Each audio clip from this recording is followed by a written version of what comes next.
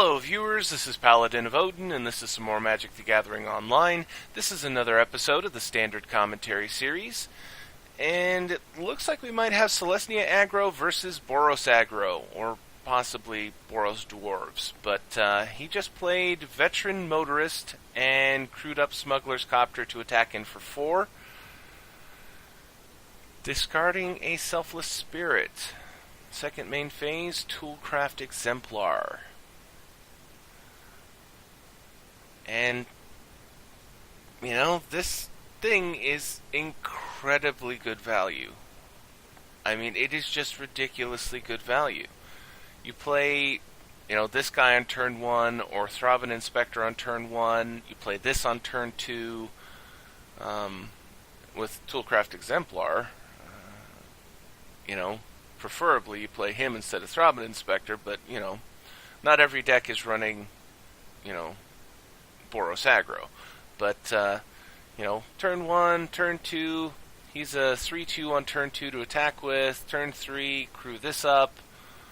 Or, you play something else that's not, not able to attack to crew this up, and then you attack in with a 3-2 and a 3-3 flyer, and you see what's going on here. So, Declaration in Stone got rid of Duskwatch Recruiter, which, Duskwatch Recruiter isn't a bad card, but it's also not actually that scary, except for creatures that have very few toughness, like a 3-2 or a 3-1. So, getting that out of the way allowed him to get in right there for 9 damage unopposed. So, unfortunately... And he concedes. I was going to say, unfortunately for green and white, he has a board problem, which, if he could have played something like Fumigate that turn, would have helped him immensely. But it looks like he didn't have an answer, And sometimes you don't. So, that's one of the reasons why Boros Aggro is top dog in Standard right now, sitting at 18% of the field, but, not so far behind. Selesnya Aggro is sitting at 10% of the field. The field is much more spread out than it was pre-Kaladesh, which I'm thankful for, because, by the end of, Standard before Kaladesh, for me, it was really boring, because it was, just ban aggro all the time. And now ban aggro is effectively dead. And there's, quite a few decks that are taking up the field, which makes things very interesting, because it's not as simple as, here's the deck that you have to beat. It's more along the lines of, there's quite a few decks that you're going to have to beat. There's... Boros Aggro, Rakdos Aggro's at 16% of the field, Selesnya Aggro's at 10.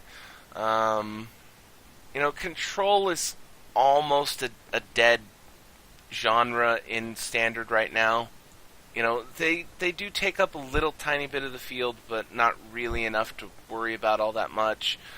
But we do have that whole energy combo deal going on, which is 5% of the field, which isn't a whole lot, but, it's still a player, and it is really annoying. Aetherflux Reservoir is annoying. And I have to admit, I haven't seen a whole lot of, artifact destruction played in Standard. I mean, there are options. Whether they're good options or not is entirely up to you. So, attacking all in, that was 3 damage. No spells played. He sacrificed the clue token instead. Ooh, Depala. Well, that's a 2-2, a 4-2. That's 6 damage unopposed. He's got a 3-3 here. Or not. Declaration in Stone. Clears the way for another 4 damage. And this is just turning into a slugfest. Who can punch the other guy in the face the hardest? Another Throbbing Inspector. Fragmentize. Destroy target artifact or enchantment with converted mana cost 4 or less. And I guess, honestly, I would not have wasted a Fragmentize on a clue token. The only reason I would do that is if Fragmentize let you draw a card, but then it wouldn't be 1 mana. But, we were just talking about ways of getting rid of artifacts, and, Fragmentize is a very good answer to artifacts of 4 cost or less. Which is very good against Boros aggro, because a lot of them run a lot of vehicles, or... that's interesting. He's only attacking in with the Exemplar, which doesn't get blocked. Oh, it's because of this. I was thinking that he had Selfless Spirit in play, sorry. Decoration in Stone on the Duskwatch so that he can't look at the top cards. Not a bad idea, and it gets rid of a creature that could be a 3/3. Popping a clue token to draw a card.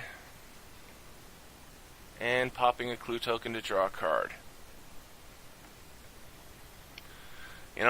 Not a bad time to do it. His opponent's only got, 3 cards available. His creatures aren't really all that big. Throbbing Inspector can deal with either the Exemplar or the Veteran Motorist. And there's another Veteran Motorist. So most likely he's not going to attack in here, because he would achieve effectively nothing. And more importantly, if he can get a vehicle, Veteran Motorist is a very good deal. Toolcraft Exemplar, thanks to the clue token. I forgot about that. So he could attack in with the 3/2 here. Most likely he would get double blocked and die, and 1 Inspector would die. Is it worth the risk? 2 cards in hand. He's risking it. He's going all in.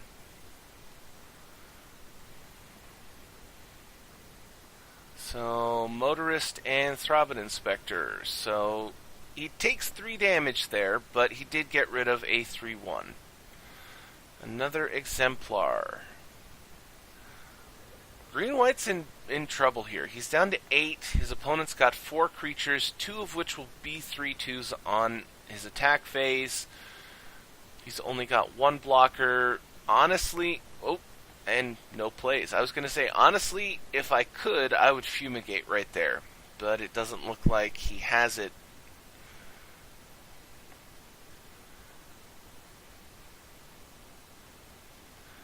Another Declaration in Stone would have been really nice too, because he would have been able to get rid of both of the Exemplars.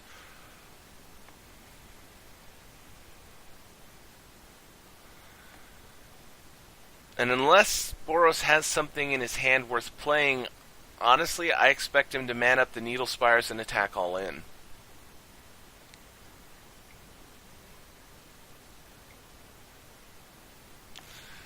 Yep, and here comes the pain.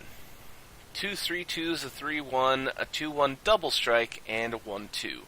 I don't think that Green-White can live through this.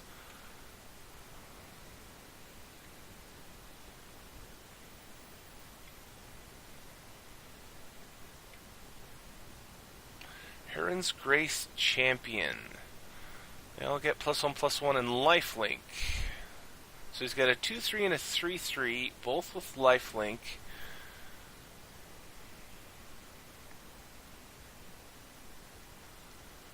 3, 6, 9, 10. He's still going to die if he doesn't block with the champion here. Okay. So, he manages to save himself. That is one card that I did not think of. But keeps him alive for another turn. He's down to 4. The fact that it's a 3/3 body with lifelink can possibly keep him alive a little bit longer. Ooh, Angel of Invention. Making the servo tokens. So now he's got a 4/4 lifelink. And he's attacking in. So that's 4 damage, 4 life gained. So he's up to 8. He's got 3 potential blockers. And Boros is actually not looking so good here. He's only got 2 cards in hand. Now, if he could kill the Angel of Invention, that would be really nice for him. Because then all he'd have is 2 1/1s to block with.